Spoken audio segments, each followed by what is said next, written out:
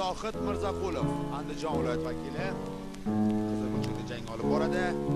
71 kilogramgacha bo'lgan vazn toifasida yo'nalish o'sha Lovkik 18 yoshga bo'lgan sportchilar.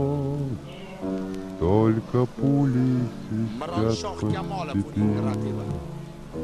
Только ветер гудит в проводах. Qo'llar ustidan zarba tinimsiz oldinga qarab bo'lyapti. Qarang, masofani qisqartirgan holda Mirzaqulov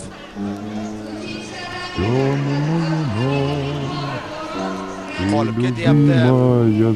Sezdir referi darhol va hisobni ochmoqda. И у детской кроватки тайком Yo'q, ты ko'rinib turgan edi, слезу jangni davom ettirish утираешь. istagi ham yo'q edi.